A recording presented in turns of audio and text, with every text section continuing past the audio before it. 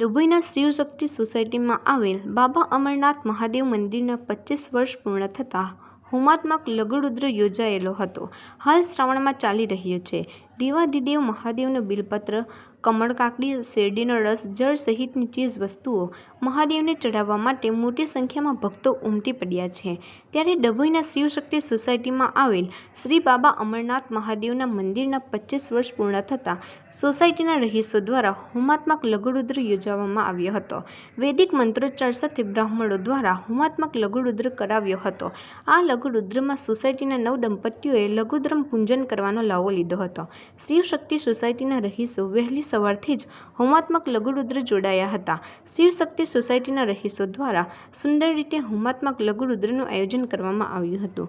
Reporter Fazal Razak Khatri, Gujarat અદ્ભુત news Gujarati. Dabhoi દરબાવતી નગરીમાં Shivshakti સોસાયટીમાં બાબા અમરનાથ મહાદેવનું મંદિર શ્રાવણ સુદ આઠમ 7/8/2000ની અંદર એની પ્રાણ પ્રતિષ્ઠા થયેલી હતી. આજ રોજ એના 25 વર્ષ પૂર્ણ થતાં હોમાત્મક લઘુરુદ્રનું આયોજન કરવામાં આવેલ છે.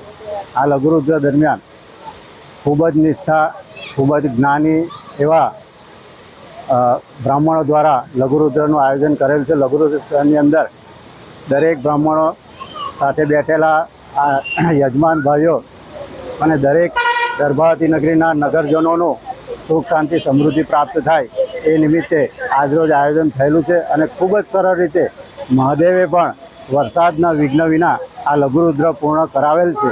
તે બદલ મહાદેવનો નતમસ્તક ખૂબ ખૂબ આભાર. અને આ લઘુરુદ્ર દરમિયાન લઘુરુદ્ર પૂર્ણ થતાં મહાપ્રસાદીનું પણ આયોજન કરેલ છે. સમસ્ત નગરજનનો, સમસ્ત દરબાવતી નગરીનો સુખ શાંતિ સમૃદ્ધિ પ્રાપ્ત થાય એવી આજરોજ મહાદેવને